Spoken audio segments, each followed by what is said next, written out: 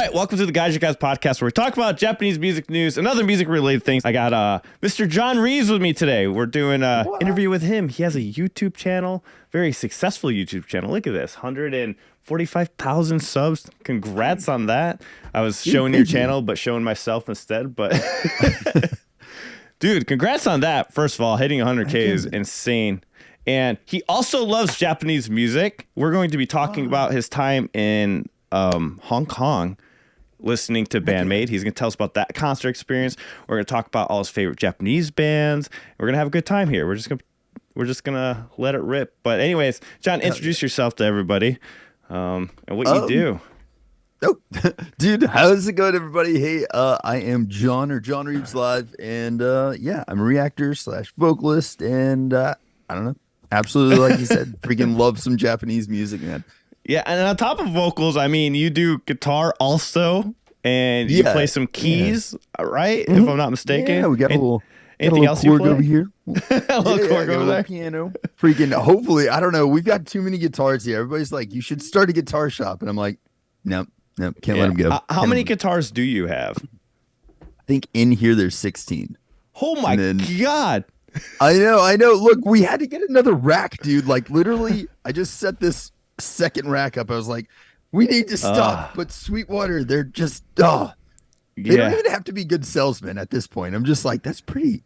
I really want to get that. And then they're like, man, you should probably get it. And I'm like, all right, that's crazy. I mean, I used to have a lot of guitars. I had about like 12 though, but I downsized all my guitars because I have this weird thing where I have to be playing them. I can't just hold on to guitars. So I do this thing where I buy a bunch of guitars and then I sell a bunch of guitars. You know, that's probably the smart way to do it, though, dude. I gotta let go. I'm gonna be a hoarder. I don't even know. I gotta get them. What's your favorite guitar out of those?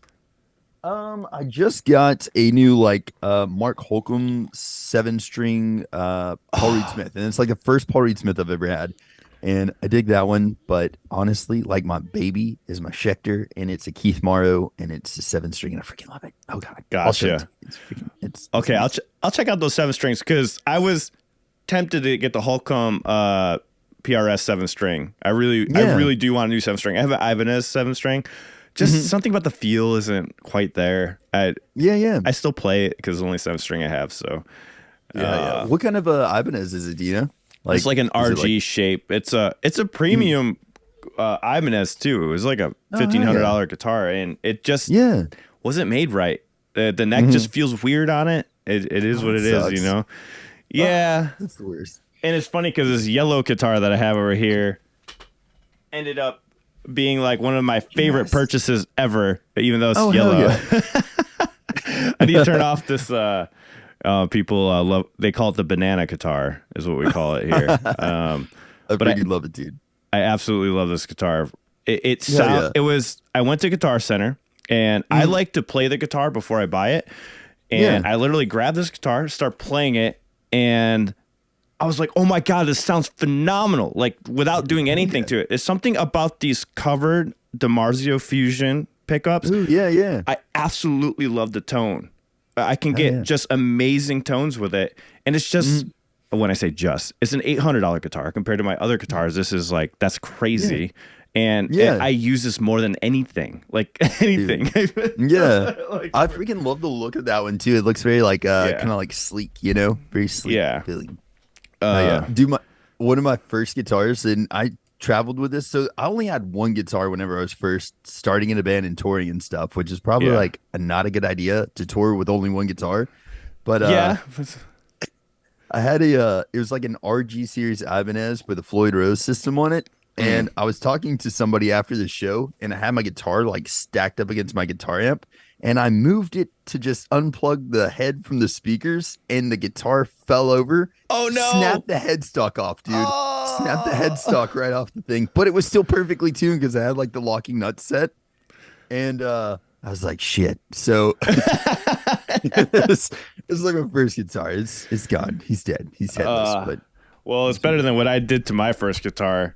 My first guitar, decided to smash it into the pavement because I wanted to feel what it felt like to break a guitar. Because I saw Kurt Cobain do it. I was like, I want to see what this is like.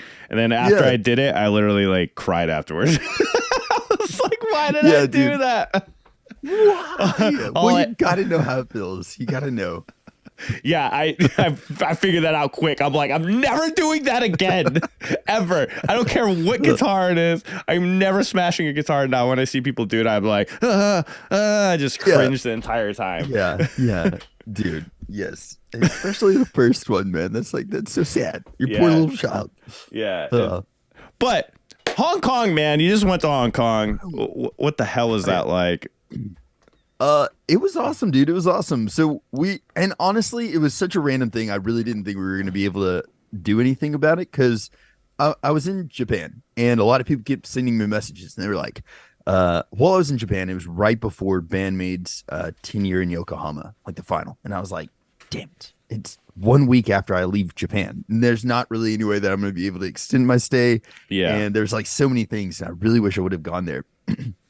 Well, while I was in Japan, everybody was asking me if I was going to be going to this concert of this singer named Dimash in Hong Kong. And it was like a month later. Okay. And I was like, dude, there's, how am I going to be able to do that? So it wasn't even on my radar. And finally, I got like 50 to 100 messages of people like, are you going? Are you going to this? And I was like, let's see if we can make it happen. I don't know. Like the last person that sent me a thing, I was like, let's just see what we can do. So I sent them that comment back. And then as soon as that happened, I was like, all right, let's try to get like some, find out how much it would cost to fly there, find out where we would stay, like get a budget together and then go. And whenever I finally was like, hey, I've got a sponsorship, I've got like everything set up, I can totally go to this concert. People started messaging me and they were like, are you going to BAND-MAID? They're playing like the day you get there. And I was like, So then I was like, well, I'm already over there. I'm definitely going to see BAND-MAID. So I ended up booking a day before, like the flight a day before, got there. And then, man, I was freaking stoked. I'm just excited that it all worked out. It was kind of one of those, like everything just worked out perfectly. And also not like there's a lot of mishaps with my traveling. So everything was like just freaking 12-hour layovers that ended up happening on accident and just crazy stuff. But you had a 12-hour layover? True. Dude, yeah, I was supposed to fly out of Nashville at like 7 a.m, but my flight didn't end up leaving because the flight crew never got there until like, dude, wait, yeah, that even threw me off even worse. So Nashville, I didn't sleep. Like I stayed up all night because I was like, I got to get to the airport. Flight to Hong Kong's like 15 hours. I'm just going to sleep on the plane.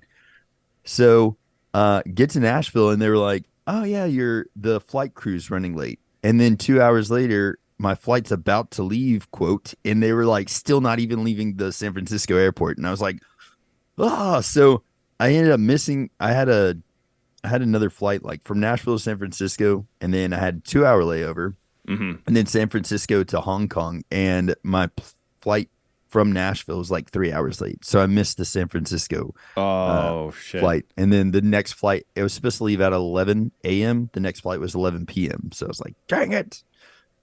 So I think we added it up. It was like 56 hours that I had like stayed awake straight by the time that I went to the BAND-MAID concert. So I was like dead on my feet, dude.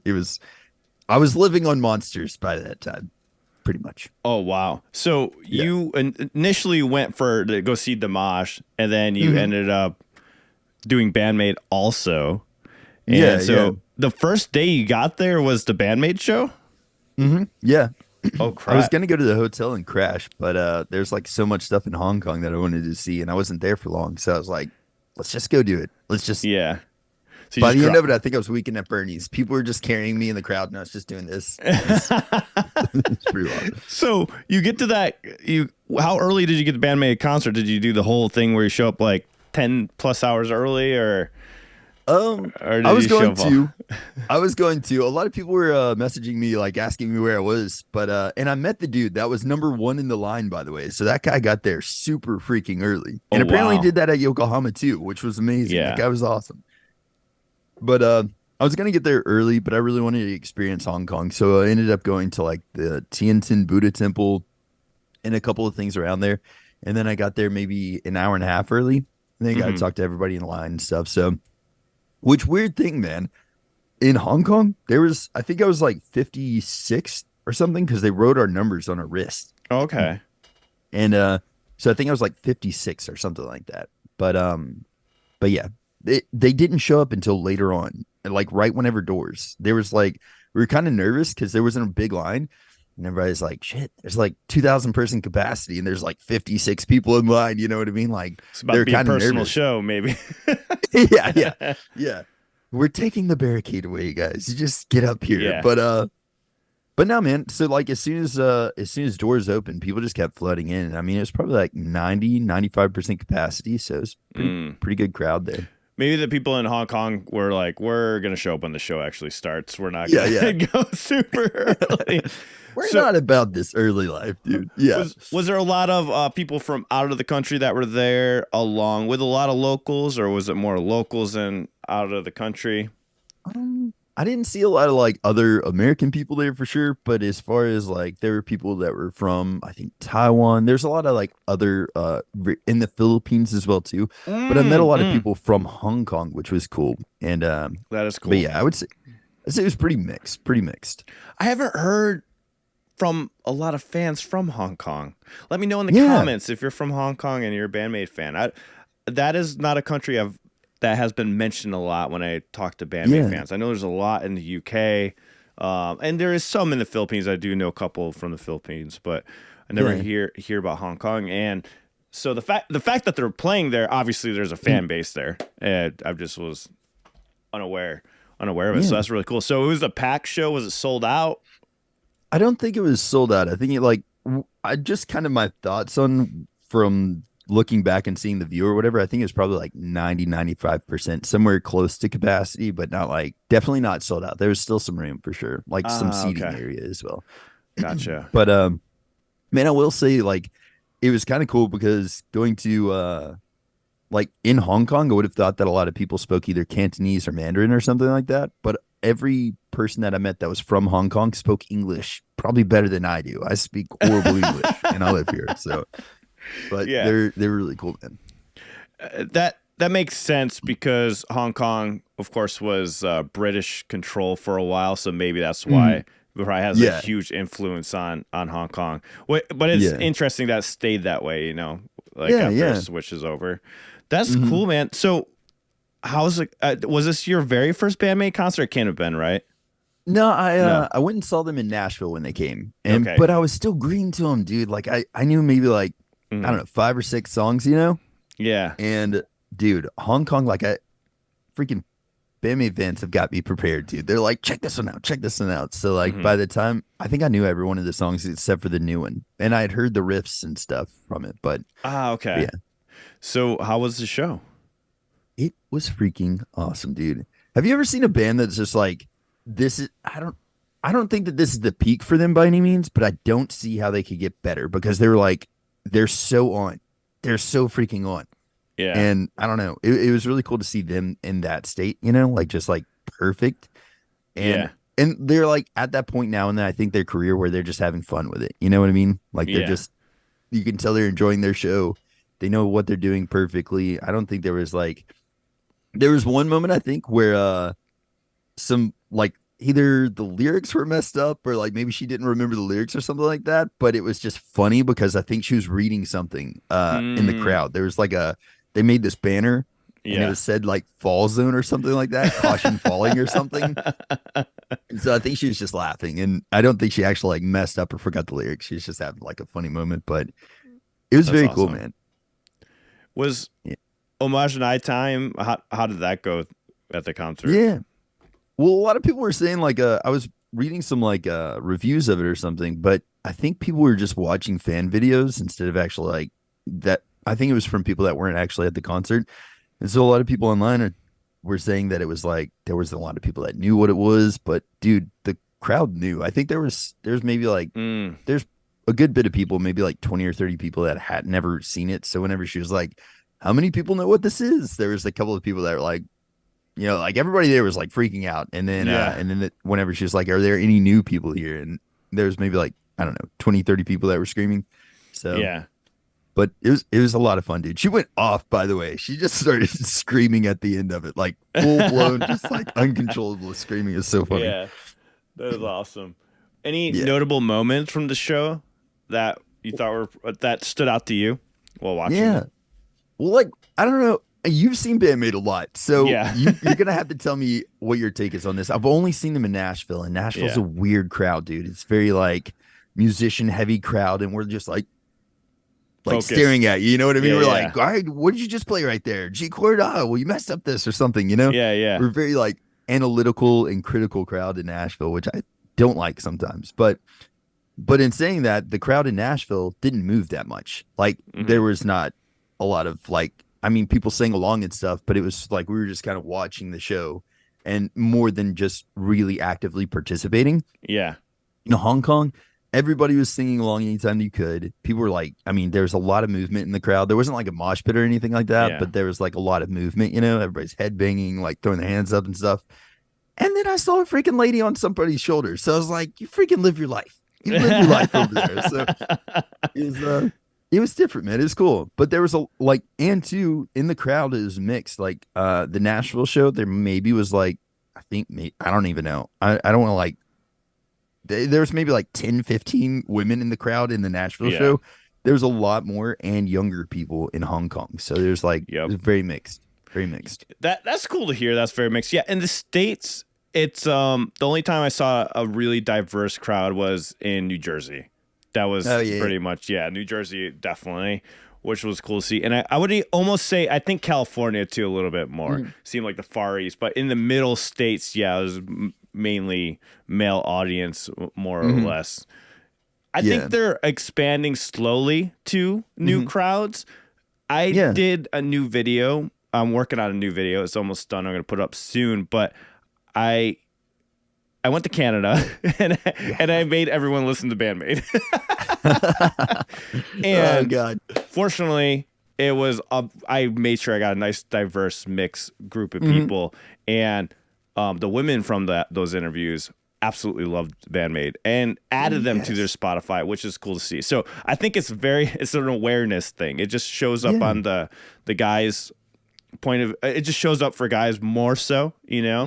And I think when women see the maid outfit kind of thing, they kind of like and I have some data on this, not a lot of data, but a lot of them told me when I was interviewing them, I wouldn't check this out. It says BAND-MAID. I would probably wouldn't click on it, but then when I showed them, they're like, oh, they are badass.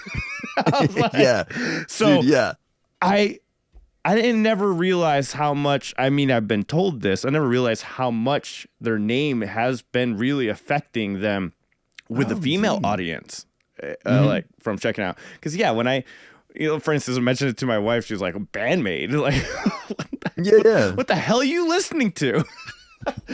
You know?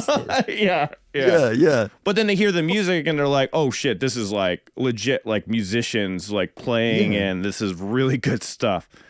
Yeah, it does suck that it's almost like definitely a case of reading a book by its cover or whatever. But I mean, or like judging a book by its cover. But like, I mean, well, first, I guess, what do you mind sharing before the video comes out, or if this comes out before or after? Yeah, I don't mind sharing. Well, what song were you showing them, or like what did you show them?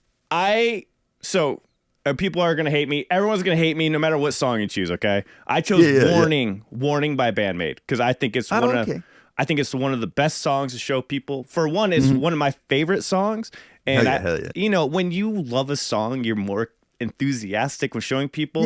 So I chose one I absolutely love. So hate me in the comments for choosing "Warning." I thought it was a really good song to show people because you got the catchy choruses, you got a badass guitar hook, and like it was just everything. And I think that really helped get these people into it. And a lot of people I'm talking to, some of them were hard rock fans, some were EDM fans, and it was interesting to see their opinion on it, and they liked it.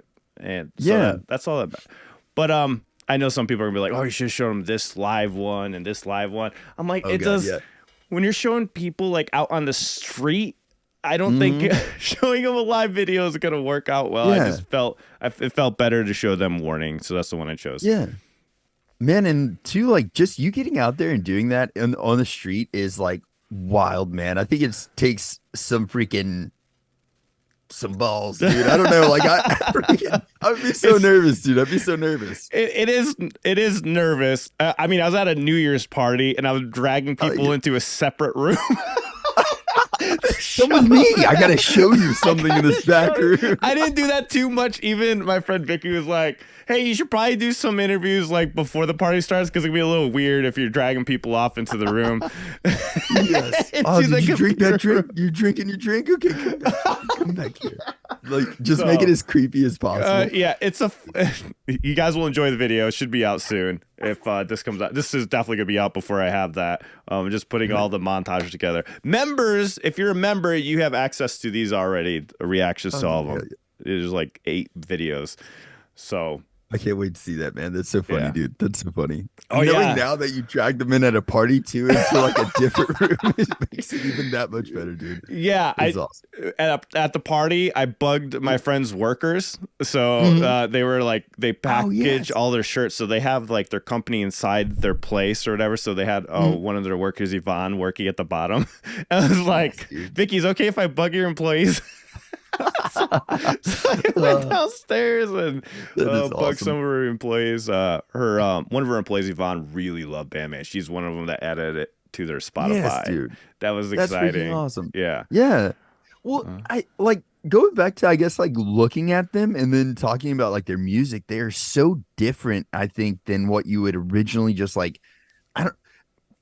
That's something I've heard a lot of people touch on. It's like it almost seems like their gimmick or whatever of like them wearing maid outfits and stuff, kind of like you might think, this is, like that's cool or something. And then like for a lot of guys, they're like, oh, that's hot or something. You know what I mean? But then like, I think the moment that you do actually give them a chance. And honestly, my thoughts on your song choice, that's a freaking awesome song to show them, by the way. Yeah. So I think that's a great one. But yeah, once you actually hear them, you're like, oh shit, what? Like, that's totally different, and I like that. So, I think, and that's my favorite album. I love Unseen World. That's my love every song off that BAND-MAID album. Heck yeah.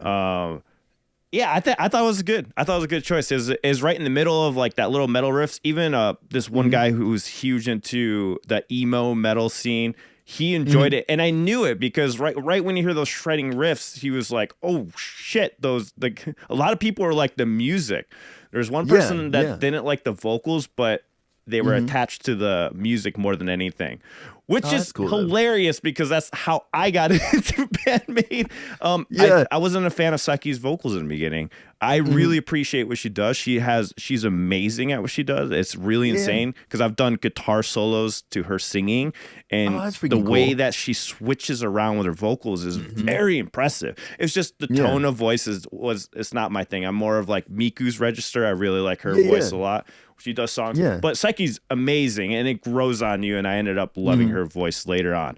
But the big thing for me was the music. That's why I listened to the instrumental, Unseen World instrumental. It's phenomenal. Like I love it. I'm actually going through like their discography or their albums chronologically, and I screwed it all up, dude. But luckily my Patreon was like, "Hey, you got 2 more that you missed." So, But have you listened to their first album, Made in Japan? There you go. I did. I don't go back and listen to it a lot, and I'm very unfamiliar with some of the songs on there. But I really liked Psyche's voice in that one, actually. That's what I was gonna say. Yeah, it was actually one of favorites from her because of the higher tone, right? Yeah. Like, so I started off. I watched Brand New Made, or I did a reaction to that album, and everybody's like, "Oh no, you got to go back. Yeah, go back." So here's my thoughts, and I would love your opinion on this too. So Miku was originally like the vocalist, right? And then they got Psyche later, or like they got Psyche once they're like, maybe we need another vocalist. That essentially is what I gathered. I think something like that, or they didn't record that first album until they got her, right? So it's like, Miku started off as being the vocalist, and then they brought on Psyche. I don't know the real reason. Let us know in the comments the real reason for that. I can't remember entirely, but I do know it's something like that. Yeah. So in saying that, like, the reason I think that you like Psyche's voice better in that album, and then the reason I feel like it sounds more natural in that album, but I think it's because they wrote the guitar riffs and all the tones and stuff were more for Miku's voice and then it's like you just kind of had to develop into it. Like, have you ever? That's a good point. Yeah, I tune. Well, I mean, now I tune a ton of different tunings, but like I used to like only play in drop D, and I would like try to sing and write stuff there. And for me, hitting higher notes is always like a strain for my voice, Yep. But then I worked with a producer, and he was like, "Dude, play that same thing that you just did, capo it on the seventh," which was like an acoustic song. Yeah. And he was like, "Try to sing, just do what comes naturally." My voice sounded so much better hitting those high notes, and it came easier with that capo on the seventh fret. And like it, so I'm thinking essentially it's that thing. Like her voice just maybe is a little bit more natural where that was. And with them going more rock/metal and their newer stuff, especially the tones of their guitar, like I don't know what scale they were playing in, but it sounded a lot more pop punk in that first. It did. Band. I agree with that because like for me, D standard is where my voice rests comfortably most of the time. I could do half step and standard tuning, but yeah, you feel a little bit more strain. Some people like it with the extra strain to the voice. You hear some of those bands, you could tell it's like they're like really pushing for that note, but it's part of it ends up being part of their sound. Probably because they got used to doing it or something. But that's a really good point about Made in Japan, though. Very good point.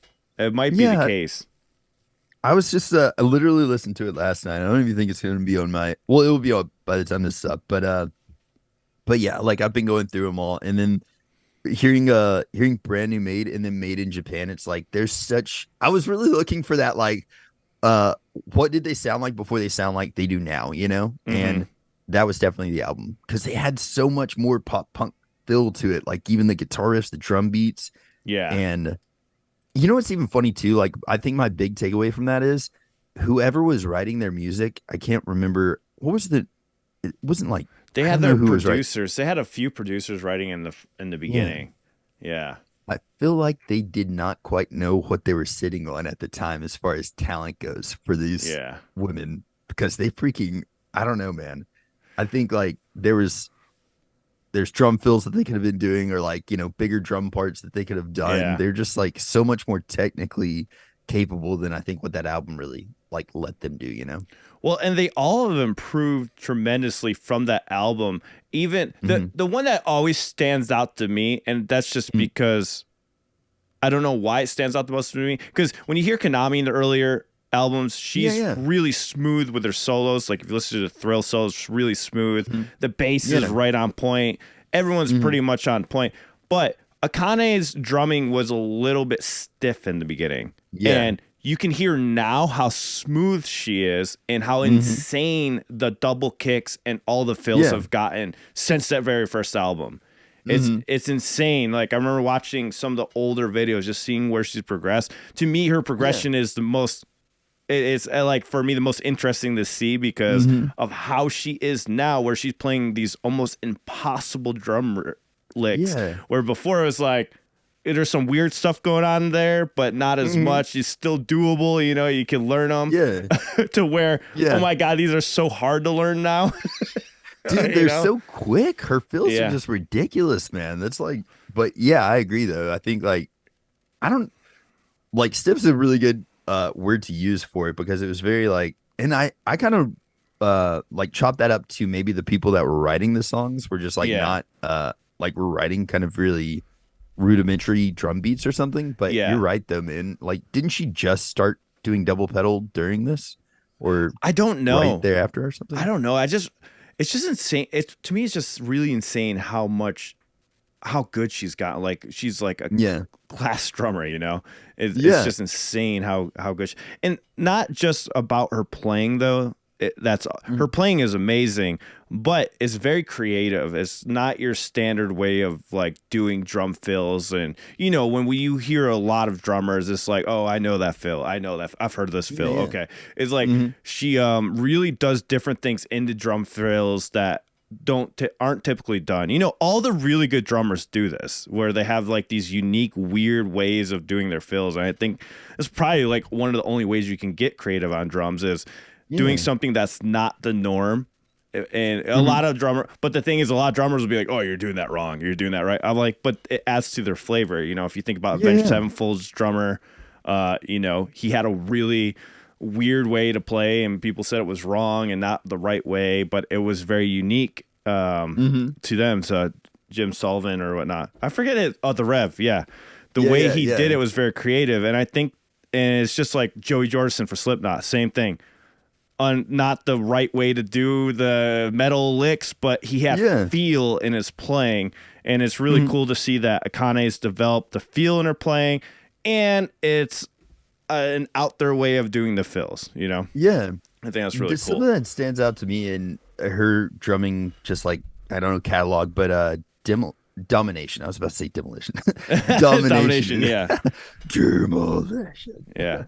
But no, Domination, man. Right going into like the solos. I think one of like the last guitar solos in that, she freaking does this fill that is so cool, but it's like so her. I don't know. I really like the style of that. It's very like rock and roll kind of inspired, but metal, Yeah. I don't know, but I love that film, man. Domination definitely stands out to me. BAND-MAID has so much like hard rock metal mixed together in their music. Yeah. It's like an ongoing constant. And same thing applies to Konami. Not just Akane. Like Konami's way of doing fill runs and stuff on guitar also is very different. Very different the way that she does it, or it makes you think very different. Every guitar player has that style, right? It's just like, wait, why do you do that? And then you go to teach someone, and they're like, I don't understand. It's like that Joker meme where it's like you wouldn't get it. It's just like giggling or whatever. Exactly. It's just insane. All of them are insane. But back to the Hong Kong concert. Was there anything in that concert like what? So you got a 20-song set, I'm assuming. Was it something like that? How many it was? It wasn't like. Yeah, it was pretty close to that though. Pretty close to that, for sure. What was your favorite song that you heard that night? They literally played everything that I was wanting them to play. So I don't. That's amazing. I don't know, dude. That's awesome. I know. I was like, damn it! Literally every next song, I'm like, what? And I did a travel vlog. I'm pretty sure there's like times where I cut it out of me just screaming that whenever, because like they're about to play this song, and I'm like, no way they're doing this. Yeah. They played the new songs too, right? I'll pull up the set list. Yeah. They played the newest one. That's on that anime. I can't remember. It's like Starlight or something like that, or I'm not sure. Having that bad fan moment. Oh God. Yeah. I can't remember what the name of that one is. It's okay. It's okay. I have bad fan moments all the time. But yeah, dude. I don't know. They definitely played every song that I was like, man, I really hope that they play this. And Shambles, I think, is one of my favorite ones to see them do live. And then they did Shambles, yeah. Yeah. And then from now on, I'm pretty sure. Let's see here. Doo-ka-doo. Yeah, so you start off with Domination. They start off with Domination on here. There it is. And then yeah, there you go. That's the name of it. Freaking Brightest Star. There you go. They played that first. And then went into From Now On, and I was like, that blew my mind, dude. We had technical difficulties. Anyways, we brought up the set list. Okay, we're talking about the set list. I got it right here. So, dude, heck yes. Brightest Star. That was the one with Miku on it, or they kind of both sing, I think, in that song. Okay. But Miku has a new solo song, but I have a feeling it's not that. Yeah, it's not that song. But anyways, what do you think of Brightest Star? I like it, dude. The guitar riff's different, and it's like very recognizable, I guess, in a really good way. But like I like their back and forth of their vocals. It's pretty clean. I've only heard those songs once, so I definitely want to check them out again. And hopefully with the new album will get them on there. So, right. You did have Maggie, which is another new one. Is that the No God? Yeah, is that the did Miku do any solo songs on here? She did. She did a couple of solo songs actually. So, they did all the new ones. You had Mirage. No, wait. I think you got all the new ones. If I'm not mistaken. Oh my God. They just kind of unloaded on us, man. Oh yeah, and then they would choose me. Also, too, is it normal for them? Like, did they stop doing encores, or they don't do encores? Okay, because like in Nashville, like I can't remember if they came back out and did an encore. I remember everybody chanting band, but Yeah, they normally don't do the encores. That's like a thing of there. Once they're done, they're done. Which I mean, 21 song set is just crazy, and it was just BAND-MAID, right? They didn't have an opener or anything. Yeah. There's a couple shows in the States where they had an opener, but I don't think that went over well with some people. Yeah. It's kind of different. I guess it depends on who they would open with or like who would be touring with them. I mean, if they toured with another like a Japanese all-girl metal band or a rock band, like that would be pretty awesome. But yeah. Now speaking of that, what other Japanese bands are you into or been listening to lately? So like while we were over in Japan, I got to catch a Nemophila concert, and that was freaking awesome. It really got me into them a lot. And you saw Nemophila in Japan? Yeah, in Nagoya. It was a lot of fun, man. Like I was already kind of over there for a ONEOKROCK concert. Okay. Which is they're freaking awesome. If you've never checked them out, pretty amazing band. But we were over there for that already anyways, and their PR reached out to me and they were like, "Hey, you want to do a reaction to any of their music? They've got a couple of new songs coming out." And I was like, "I'll do you one better. I'm in freaking Japan right now. Do they have any concerts anytime soon?" And they had one like 2 days after I was supposed to leave. And so I just ended up canceling my flight home and getting like a hotel in Nagoya and then bullet train down and caught their concert there. And that was freaking, I'm so glad I went to that, dude. Like, the metal scene in Japan is so good. It's so cool. And it's just different, man. Cause like, have you ever been to Japan before? I have not been to Japan. We're putting it on the list. You got to go to Japan. Yeah. Yep. Dude, but it's different because like if you're just like walking through the streets or whatever, a lot of people are in business suits. Everybody's really polite, and there's like, you know, lanes of traffic that you're gonna be walking through. Everything's got like there's a like I don't know, there's like respect, and there's a lot of different things in the culture that are just like everywhere. You know what I mean? Like you cannot help but notice it.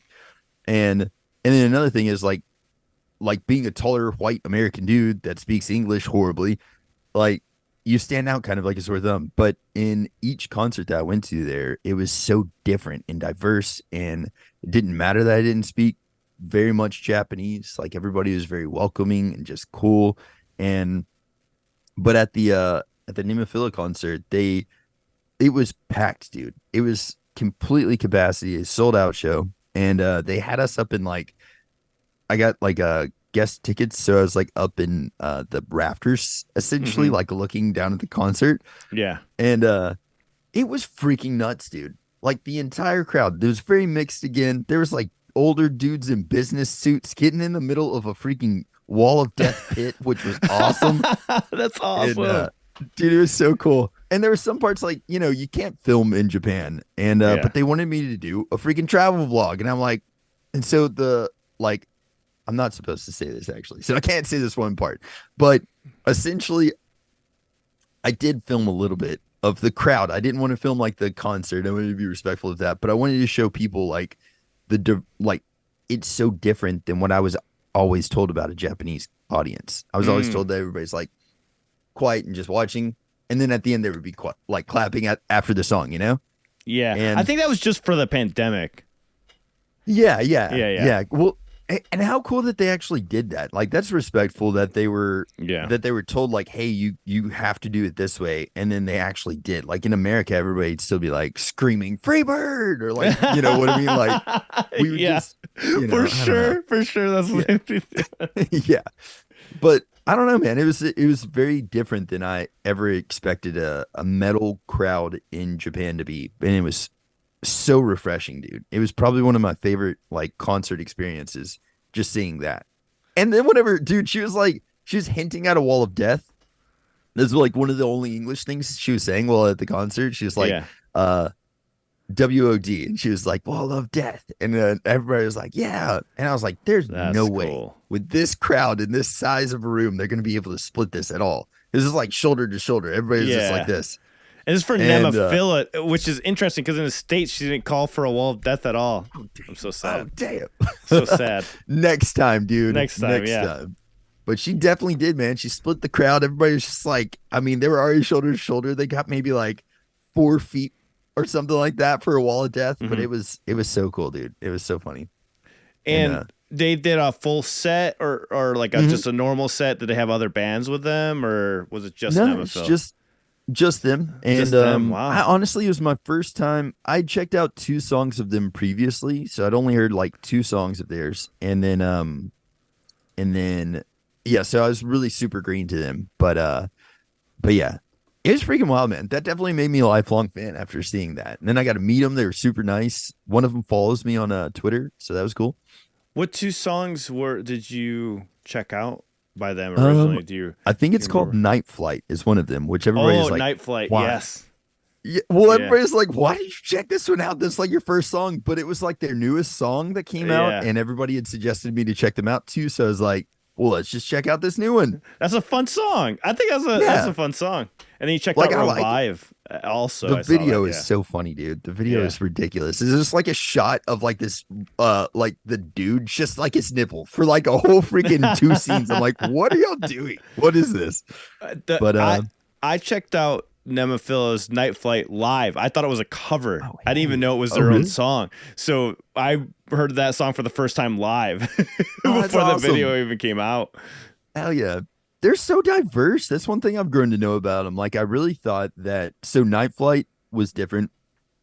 I'm trying to think of the other song that I heard of theirs. You got like Hypnosis. Hypnosis is one of my favorite songs by them. You've done Rise.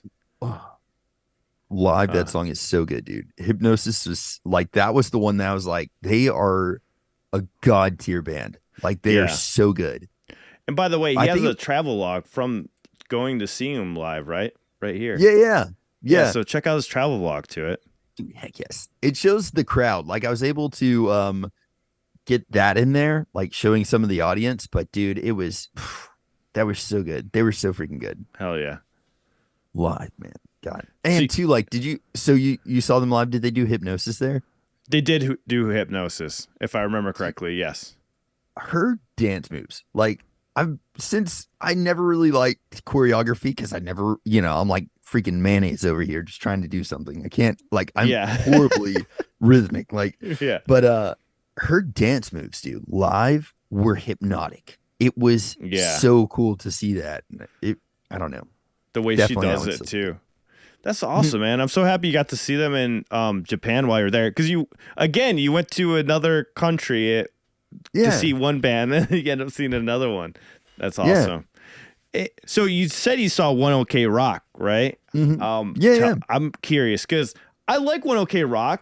They're not entirely my thing, but like the last song I checked out was pretty good. It was really good, but I've heard their live experiences are phenomenal. So I'd love to hear about that. Yeah. Well, honestly, so the concert that I went to, it was one in the Tokyo Dome, which was like, that was a bucket lister. I was like, there's no way I'm going to make this happen, but somehow we did. And so it was really cool to see them, but apparently for their shows, normally they don't have an opener as well. And they do like a 3-hour concert. So I got a half of that, but it was freaking amazing. And one thing I like about them is like every song is their last song, essentially. Like they throw the whole kitchen sink at every song they play, and that's awesome. And it's wild. Like, dude, so sometimes I'm not gonna. What do you mean? What do you mean by that? Like, so I know what you mean, but for everyone listening, what does that entail for them? What does that entail? Yeah. Well, normally, like, you go out with a bang. And so, like, you put everything you have into that last song. And you want everybody to remember, like, oh, my God, like, leave on a high note. And for them, like, every single song is like that. They don't have a song where they're just like, all right, let's back off the gas a little bit. Like, live. Okay. Let's not put it all in there. And every single song, they're just like, we want to feel your energy. And it's like that for 3 freaking hours. And it's awesome. Like, definitely watch some of their live concerts, or just like there's a I don't know which one I would suggest you to check out, honestly, but like We Are, that's a perfect song live. They freaking have so much crowd participation. And is that their slower, one of their sad songs, or kind of, or or uplifting not songs? That one. It's definitely like more crowd interactions, kind of more like we're I don't know, like an anthem almost, kind of. Okay. I feel like I might have checked out that one, but I'm not sure. I'd have to look. Ooh, you might have checked out like for a sadder song, in my opinion, it's sad. And then, dude, the crowd is But it's called Take What You Want, and that one is at the Tokyo Dome as well too. But it's wild, dude. That's the first song I ever checked out of theirs. Mm-hmm. And yeah, it was nuts. The actual like the crowd participation in that, and then the lack thereof at a certain point. There's like this one moment where you're like, have you ever? Is that one that you've checked out? I did check out We Are. So that was one of the live ones that we did. But I remember being like, I think that was the one that was is like uplifting kind of. It's the 18 Fest version, whatever that means. Damn it, Eric! Yeah, so I don't know. This was our old video. This video looks so old. Oh, heck yes, dude. When we first started doing reactions. Yes. Yeah, oh, dang. Yeah, I think this is where the crowd is like all around them, like surrounded by them. Yeah. Yeah. I've never seen that video, dude. I might have to watch this video. I've never seen that performance. That's freaking awesome. Yeah, it was incredible. I remember being just an incredible perforence.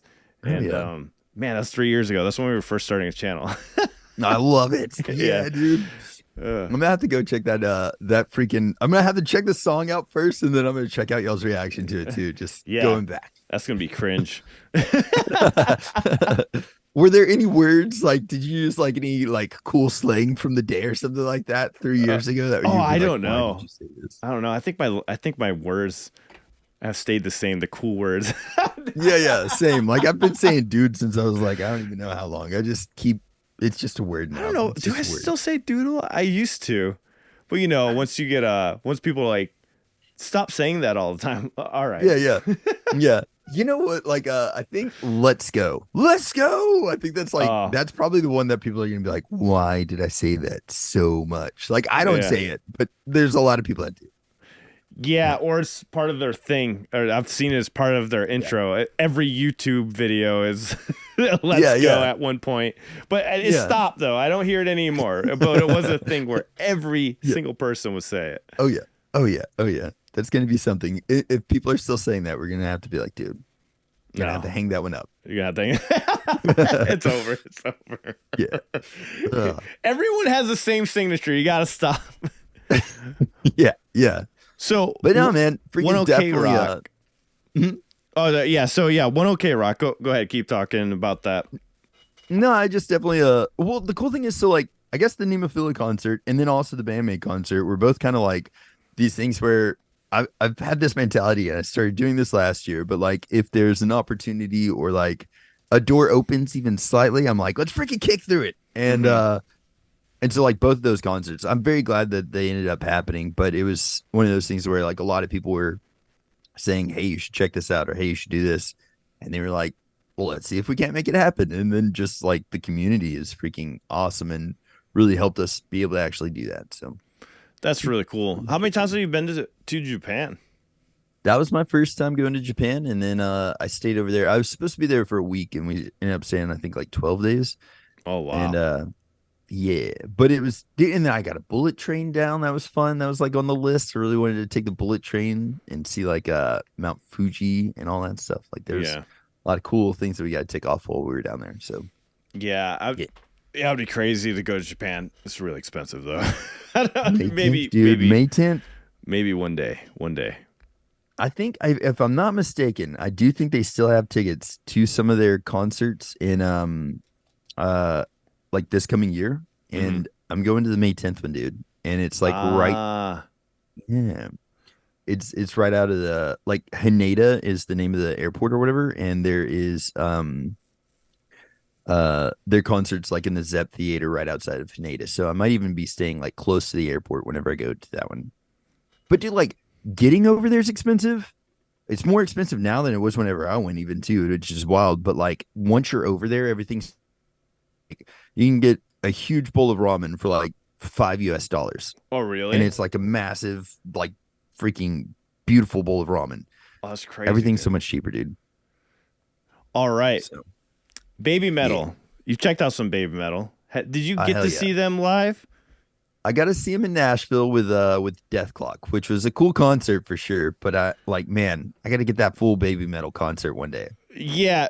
So what were your overall thoughts? I have some thoughts about that whole mix, that matchup in general anyways. But what did you think about everything? All right. So like, I mean, I was growing up a fan of Metalocalypse, so like it was cool. It was like some nostalgia and stuff. But the thing that was kind of weird is like the crowd, the difference in the fan base, I would say maybe of those two bands. Like you might look at it and be like, maybe, but I don't think in Nashville it worked very well because they were like Death Clock fans. They're like, who the hell is Baby Metal? You know what I mean? Yeah. And then like Baby Metal fans are really pretty cool. I think with most people, they're just like, hell yeah, you know?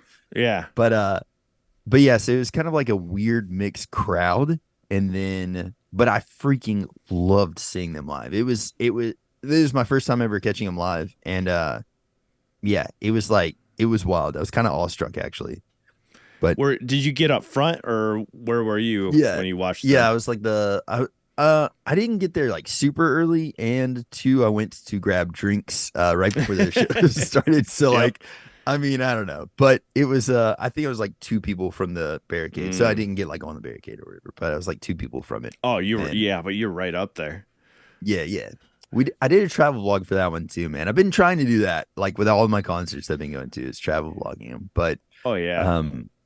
It's been fun. That was I don't know. I love the concert though. I love the concert and but just the crowd participation, like after seeing them and doing like all their, like Black Knight DVDs, Clear Night DVDs and stuff like that. After watching those concerts and then going to the Nashville one, I'm like freaking just ready for war. Ready to go. Like my freaking I've got my BAND-MAID towel or a freaking Baby Metal towel. I'm like, let's freaking do this. Yeah. Like Papa Yaw comes on. I'm ready for like the whole crowd to light up. And it was like me and maybe like in the whole crowd, it was pretty like, this is not a big number. But it was like me and maybe 100 other people with our towels like freaking out, and then like, I don't know.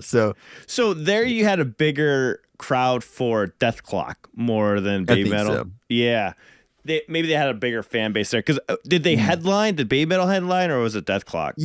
Yeah, Baby Metal did headline, which I thought was awesome. Okay. So if the headline, they must have thought it was going to be a bigger Baby Metal crowd. Interesting. Mm-hmm.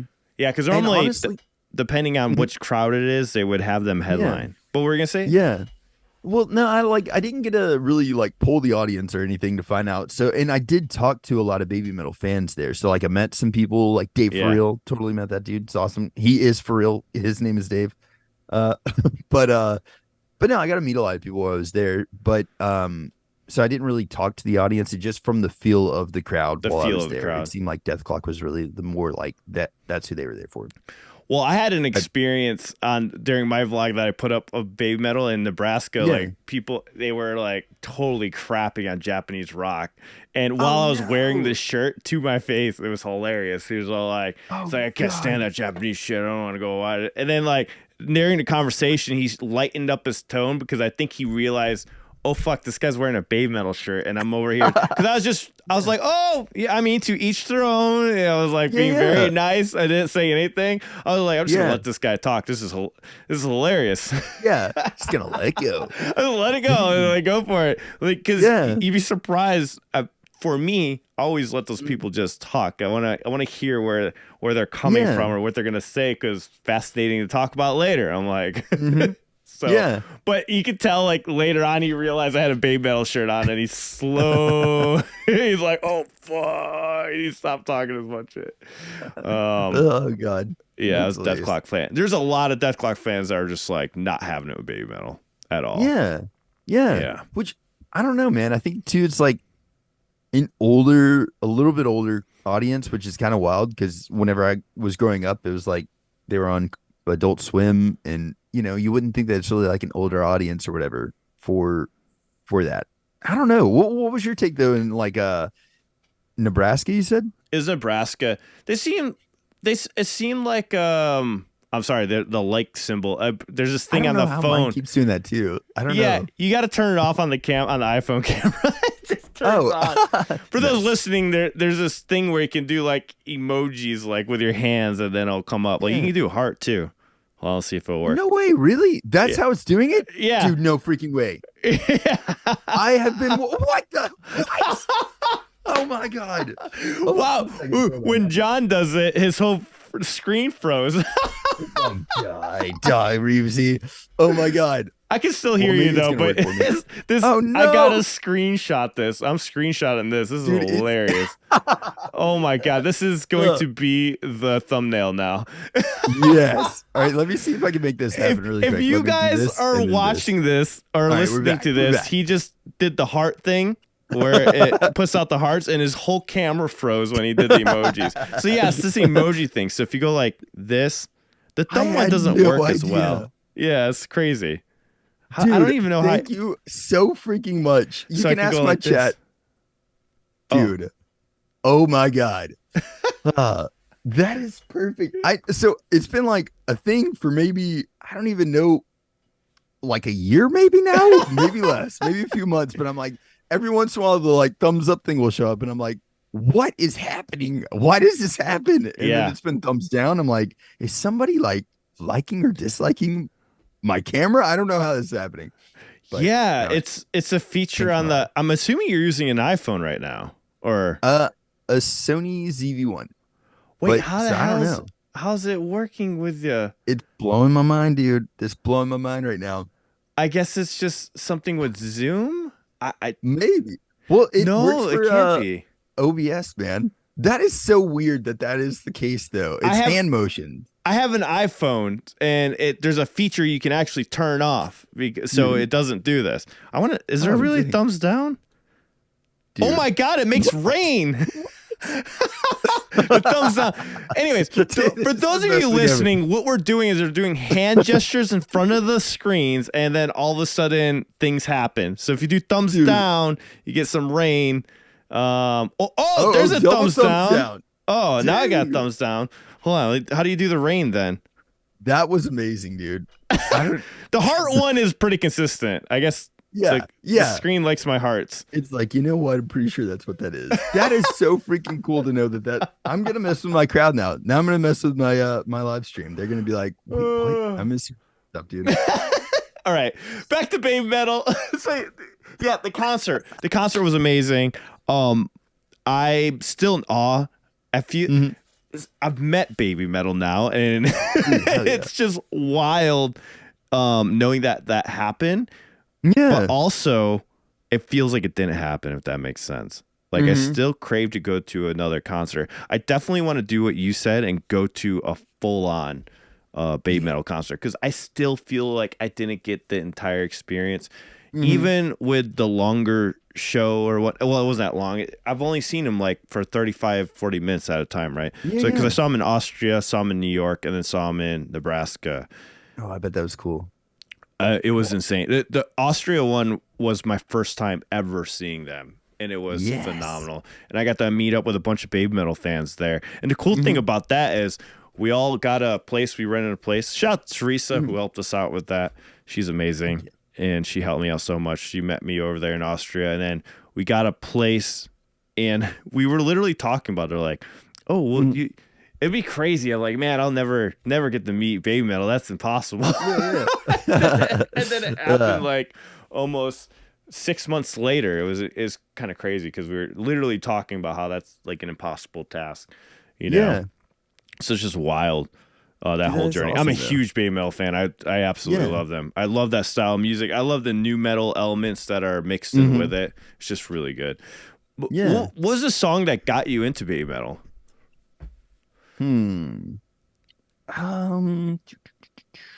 I think one of the first songs that I heard was I think Karate, I believe. Karate. Oh, that's a good start off song, I think. Yeah, but now, dude, I am like I'm right there with you, dude. They've got some songs that I've been just like, oh my god, like I don't know, like starting into, I guess, their fandom. Like if you just saw them from the outside, and then some dude, like a full-grown man, tells you this, like you're gonna be like, wait, what? But like Monochrome, for instance, that's a song that'll like bring you to tears. It's so beautiful. So they've got like, I don't know, they've got definitely like a lifelong fan with me now. But like whenever I first checked them out, I was like, oh, that's really cool. This is different. And then and like, yeah, but I don't know, after really kind of going down the rabbit hole that is their music, it's just freaking awesome to know all that they're actually capable of, man. Yeah, heck yeah. And I'm glad you enjoyed that concert. What did you think of I forget his name. Yeah, the opener dude with the guitar. The opener. How do you feel about something like that?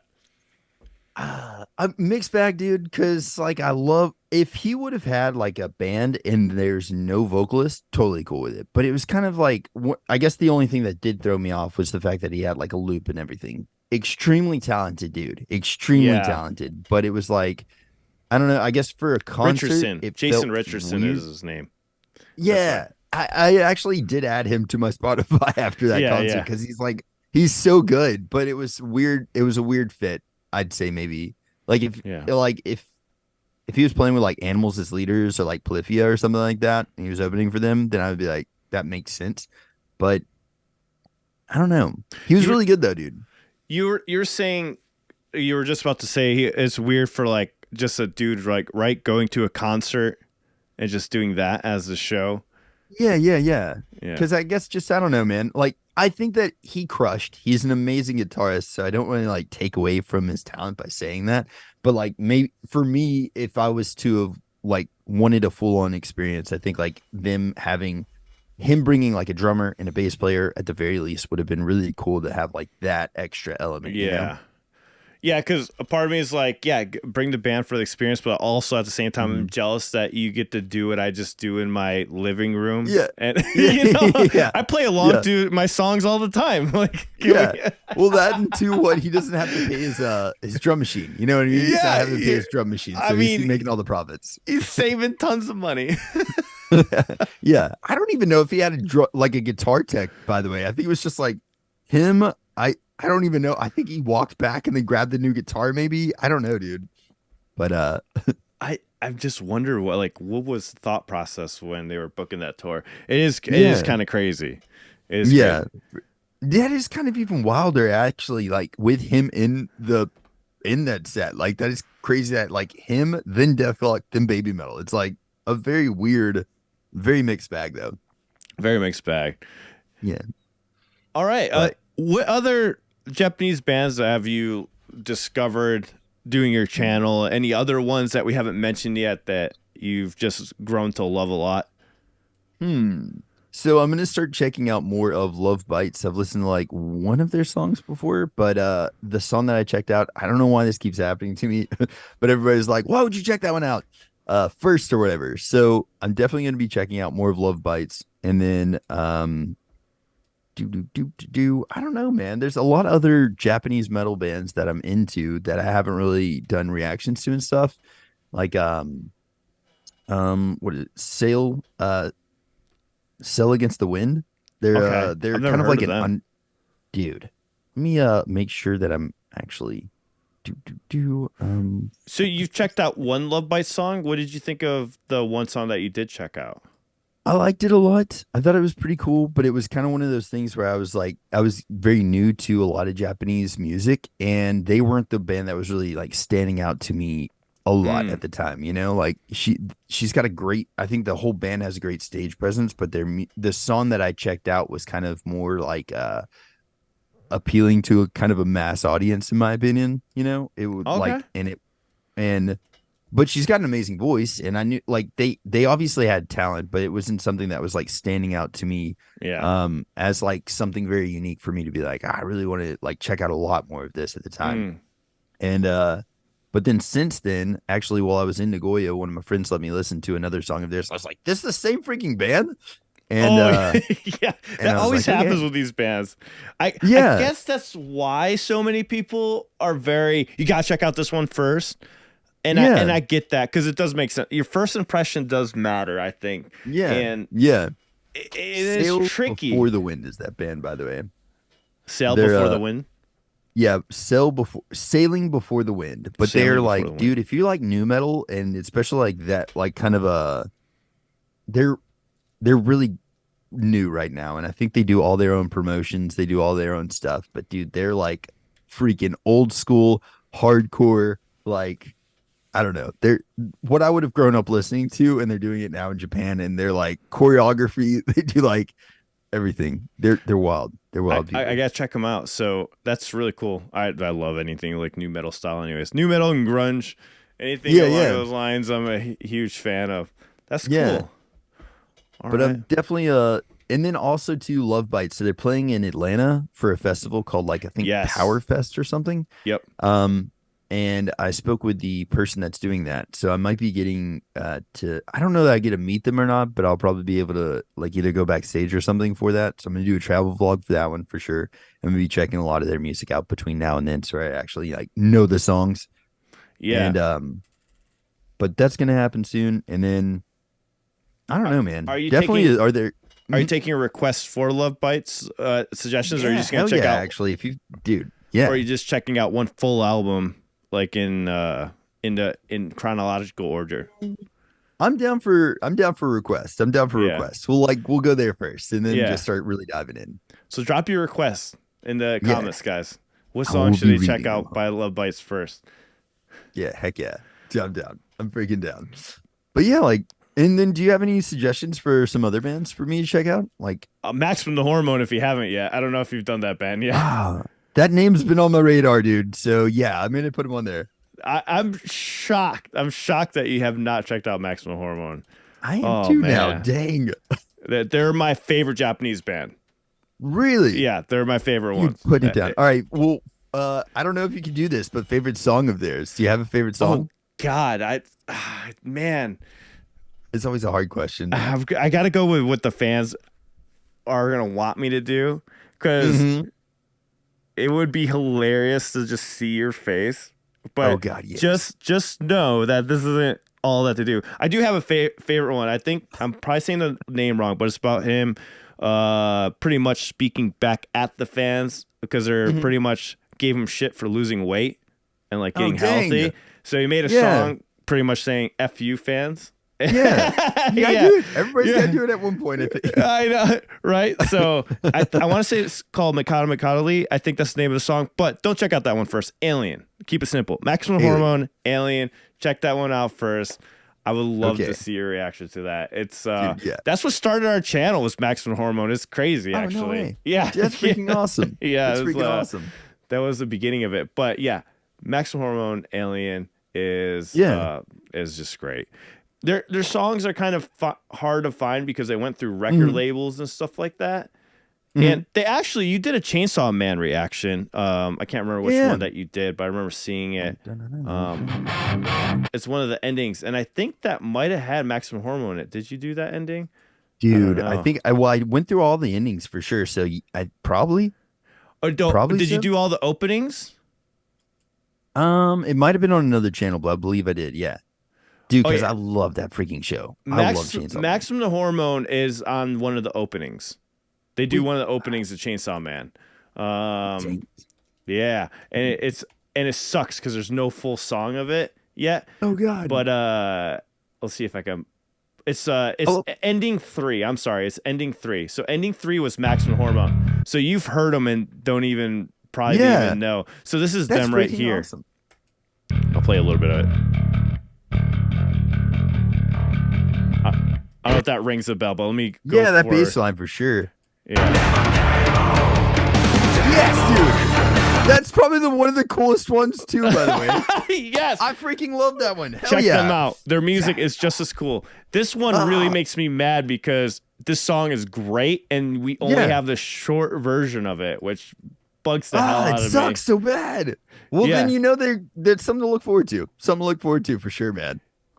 They came out with like one new song in the past 10 years. Yeah.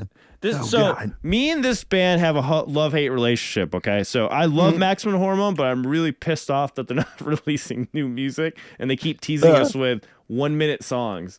Oh God, that is messed up, dude. That is kind of messed up. Yeah, it is, right? I was like, come on, man, I love you guys, but for fuck's sake, release something.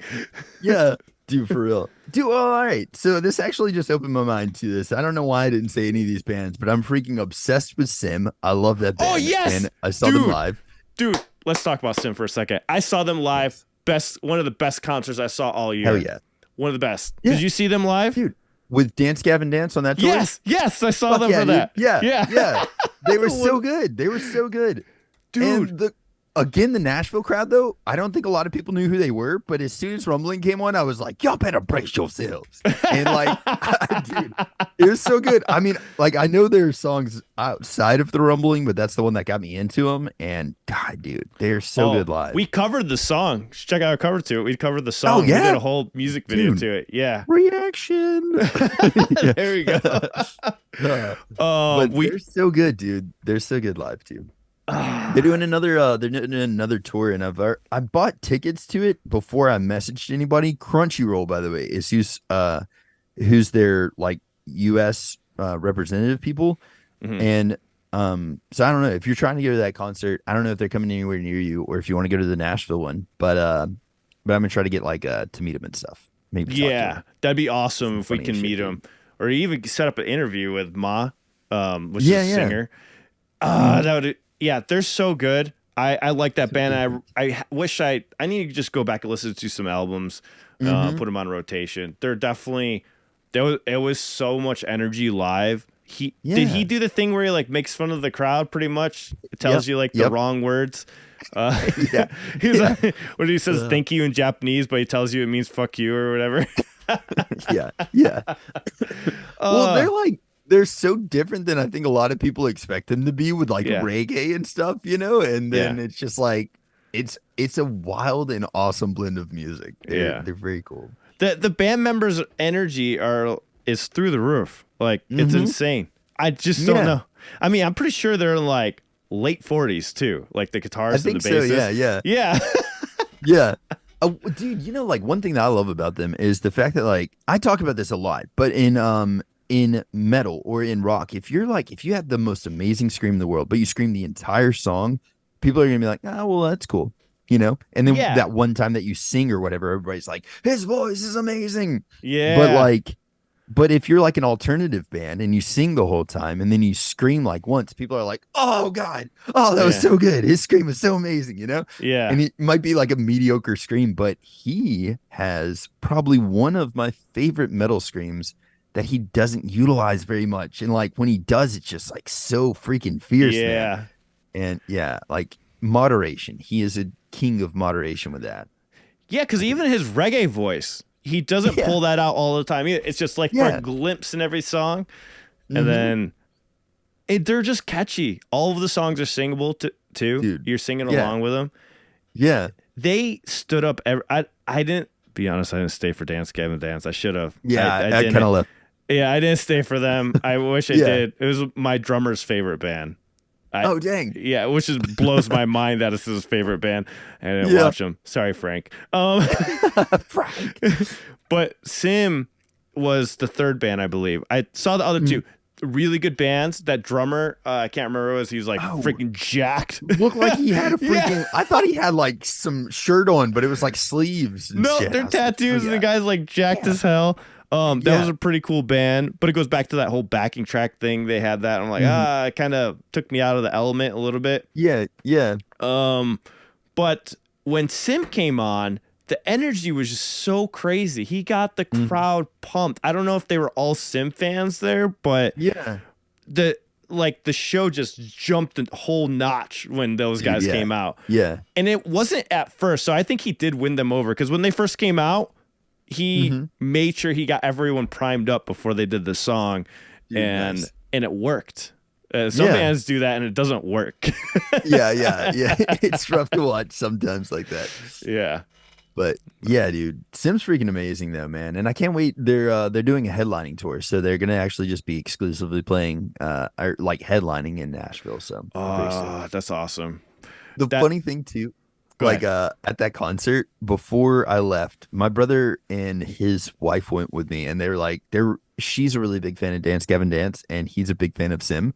And whenever I was leaving, there was an exit that you can take that was like upstairs or whatever, and we were in the balcony area. And I was like, dude, I bet you anything, if I walk through this door, I'm gonna meet Sim, because like that was kind of my goal. I really wanted to do that, and I was gonna film for a travel vlog, but all the film just ended up sucking, so I didn't do a travel vlog for it. But I walked through this door, and then I was like, I'm probably going to see them here.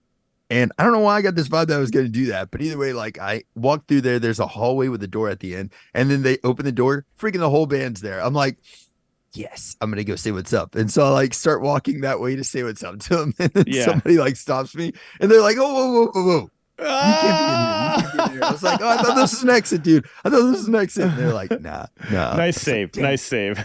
Yeah, yeah, yeah. They declined a meetup interview when they came here for LA. I mean not LA, it was Las Vegas. I was looking forward to, but no, they declined. Unfortunately. Do you know? Did they say why? Like, the reason I ask is it like English barrier or something like that? No, or? they said they weren't doing interviews on this round. Maybe next time.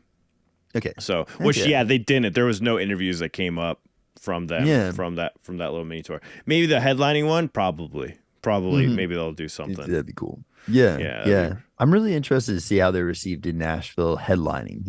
Afterwards. But yeah, man, and dude, like, there's so many Japanese bands I've been checking out actually, and I don't know why I completely brain farted whenever you asked me that, because I was like, who have we not talked about? But like, do you ever listen to other genres like Atarashi Gakko? Like, have you ever checked them out? Atarashi Gakko?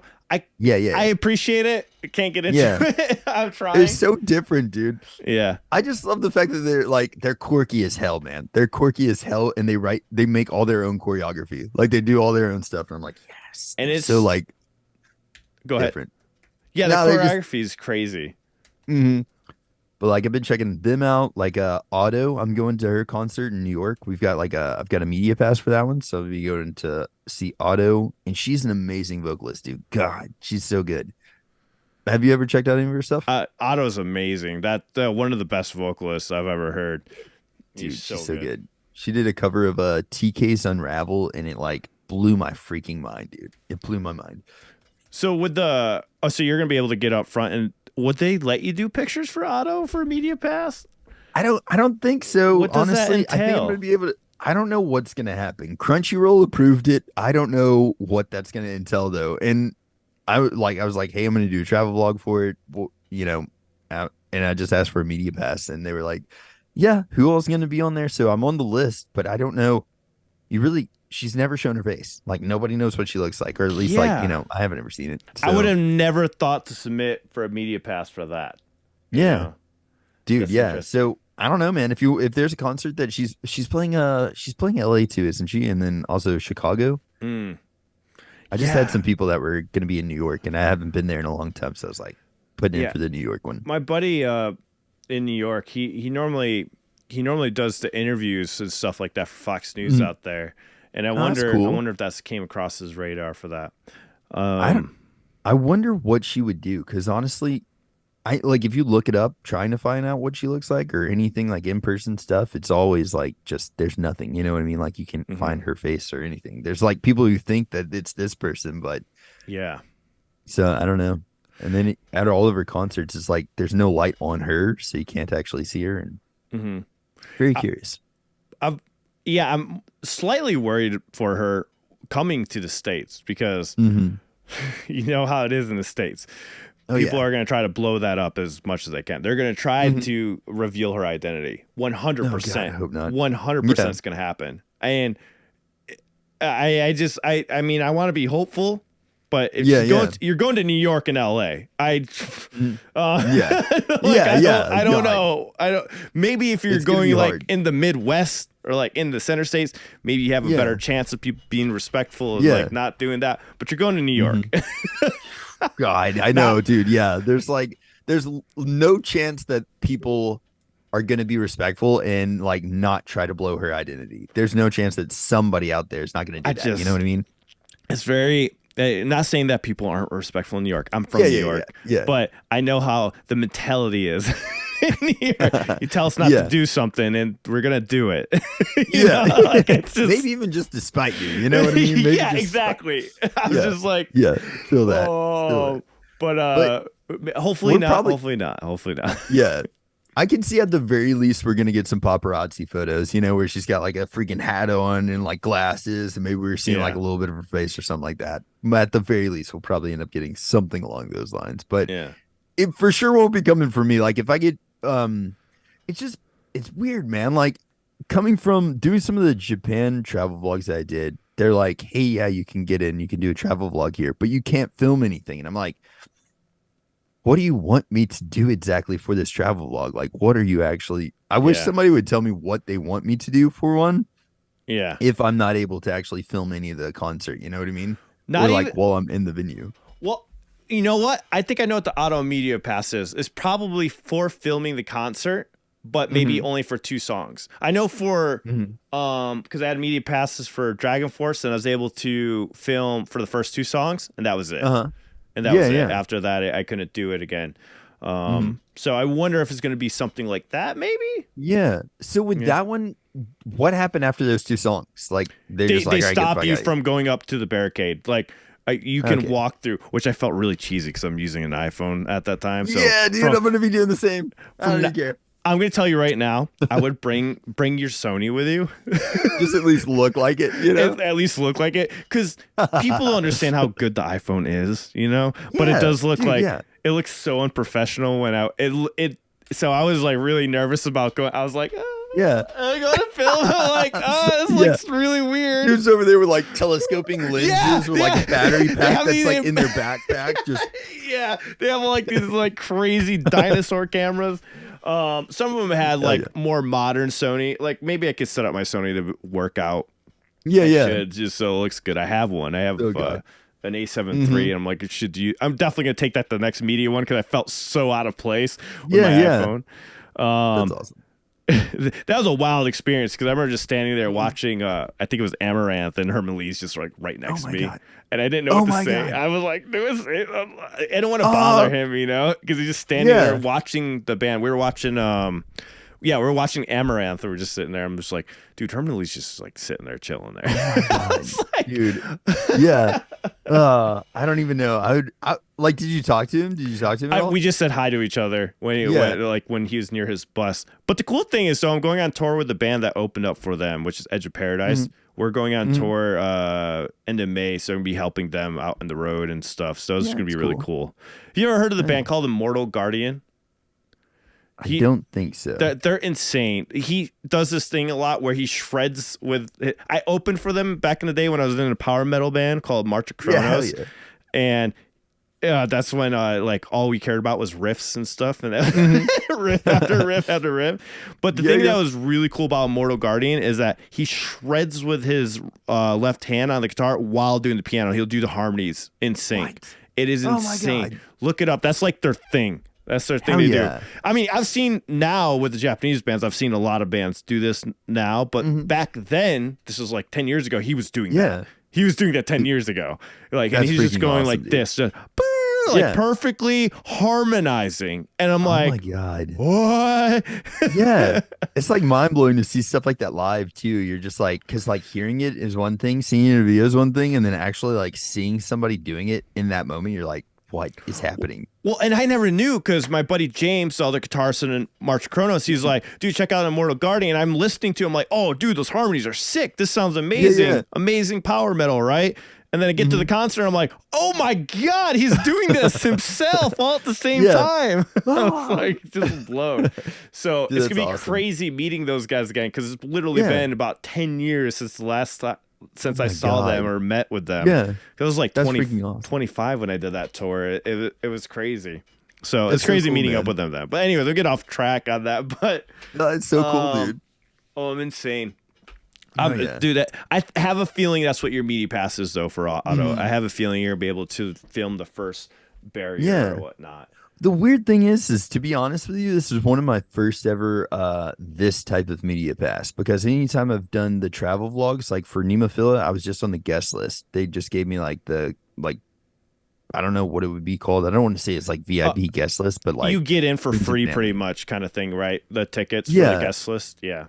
That, and then they put us up in like a special part, like where the management and stuff like that were. So like we were there. And then with the ONEOKROCK concert, they put us with like friends and family guest list. And then like all the concerts that I've gotten, like I've been calling them media passes, but essentially it's just like they're like, yeah, you can do a travel vlog. And it's kind of like a VIP list thing. And we've gotten those type things. But this is my first like actual legit media pass.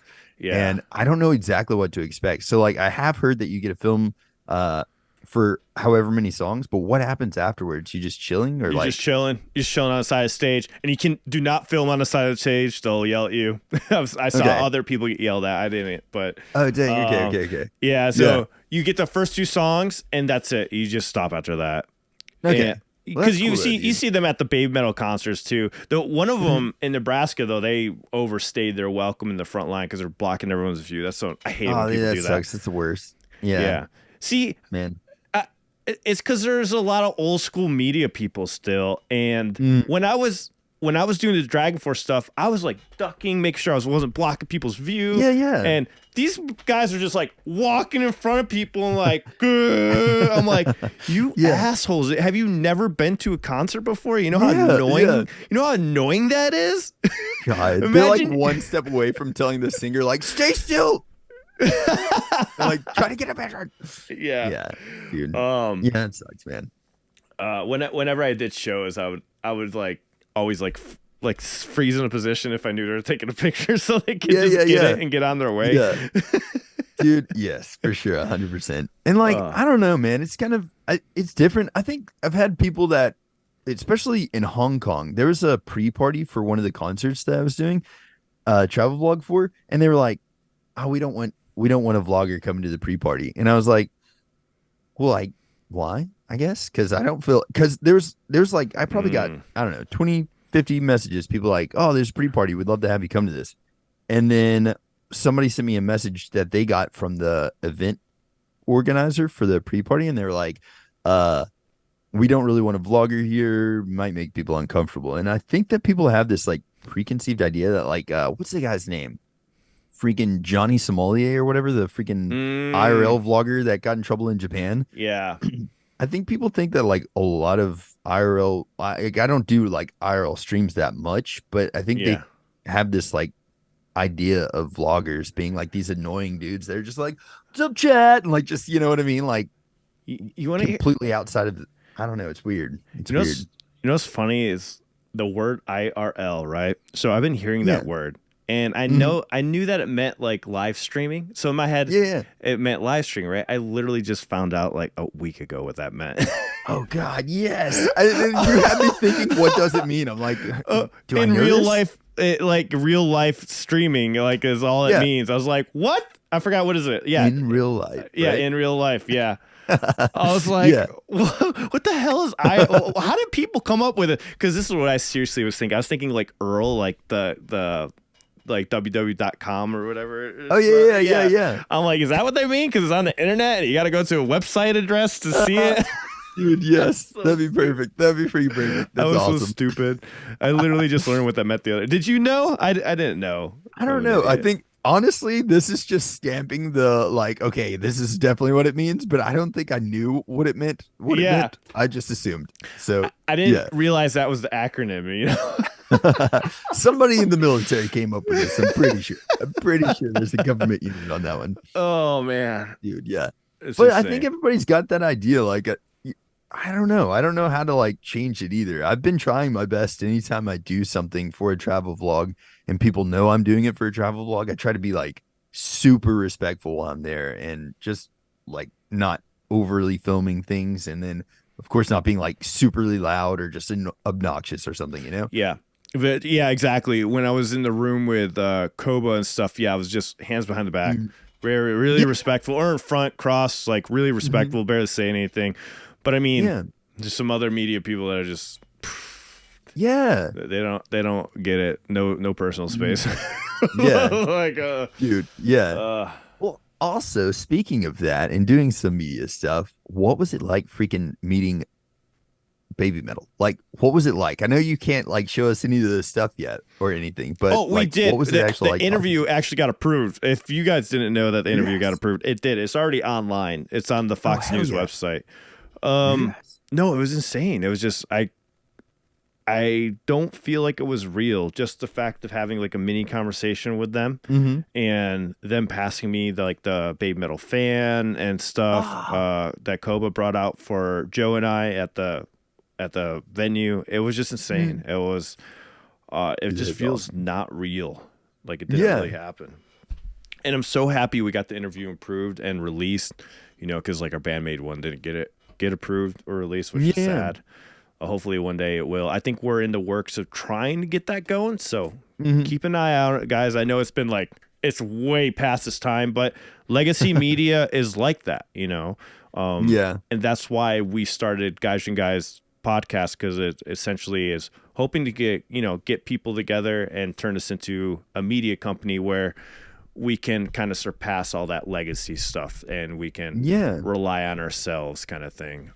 So we could do things right away. It sucks that you have to go through so many things in the back end, but not, to give credit though, where credit's due, with Fox specifically, it definitely wasn't a weight on them. This is definitely because of BAND-MAID management, not because of Fox. So, but you know how it is. He still has some leeway, even with the BABYMETAL one. It took a while. It took a second. So a lot of people got to understand that with the Japanese bands, do not expect it to be relevant to the time that they did the concert, because it's really hard to do that. Some newer bands are allowing it, like Nemophila. Even though Nemophila took us a month, never mind. Some bands do it. Well, who did you talk to with Nemophila? Oh, we talked to management with them, and we just talked with Mayu and Saki on that one. Nice. On that one, hell yeah. That one we did through Zoom call. Whenever you set that up, do you remember who it was that you set up with? Just you got in contact with their tour manager or their actual one of their managers on the email side, and we just emailed them. Yeah, that's pretty much what you do. Yeah, they were really quick whenever because I sent them, and I forgot that they were a day before in Japan, and I was trying to say I'm wanting to get this up by next week on this day, but then I found out whenever I sent them the video for approval, she was like, I'm not sure if I can get it approved by tomorrow, but we'll see what happens. And I was like, I meant, so it was a miscommunication on that whole thing, but she ended up getting it approved pretty quickly, man. So, and Vegas, I think it was Vegas Media, I believe is who she worked with. So she was she was hired to do promotion. Her company was hired to do promotion for it. Yeah. And that's how we ended up getting through it. Yeah, it all depends. For instance, Hanabie, I'm not sure if you heard that band yet, have you? Hanabie is a really good band. That's a good band you should check out. We Love Sweets first, by the way. Oh wait, is it Hanabie? Is that how do you pronounce them? She pronounced? I always said Hanabie, which I know is close, but I'm gonna have to get there. They said it a different way. They say Hanabie, or no, they just say. I don't know how to say it. They corrected us at their concert. Yes. Okay. Heck yeah. But I don't remember how it was. It's kind of sad, though. They corrected us at the concert, and the people in the crowd still said it wrong. Oh, God. I can't believe what... I don't remember what they said. Anyways, maybe the chat will let me know. So for them, they've done some interviews. They got approved, but it's really weird how that works. Sometimes it goes through... that was so awesome meeting them, but they couldn't do interviews while I was there in the States. But they did interviews after the tour, and I'm not sure how they got those interviews, or whatnot. But dude, they seem awesome, man. I love their music. Really Everything that I've heard from them so far, I'm like, damn, it's so good, and it's so different than I thought. Yeah. Did you see them live when they came through? No, I got into them literally right on their last show in the US, and I was like, dang it, why does this keep happening? No. The same thing happened to ONEOKROCK. I think I heard one of their songs, and they had just played in Atlanta, which would have been such an easy show for me to go to, but I missed it. It sucked. How far is Atlanta from where you're at? It's maybe a 4-hour drive for me. Oh, that's nothing. I'm so used to being in Texas where everything's super far away. Right. Well, instead of going to that one, I had to fly freaking 15 hours to see them. So okay. Would have been way easier to see him in Atlanta, but maybe next time. Heck yeah, man. Well, it's been a blast having you on, talk about this Japanese music, and we definitely got to do this again. Let's definitely do some more podcasts and talk I'm down. Talk about our experiences seeing these bands live. I think it'll be a blast, dude. Hell yeah, man. Hope you One guys... day we're going to have to check them out live together. We're going to have to go to a concert together, man. Yes. We actually have a lot of other plans in the works on the side. We just can't tell you guys about it yet. But don't worry. It's coming soon. Leave that mystery. If you guys haven't hit the bell for notifications and subscribe, I don't know why you haven't. We just talked to a convention manager that talks about booking these bands. So if you haven't checked out that video, it's somewhere here on the screen. See you guys in the next one. See you.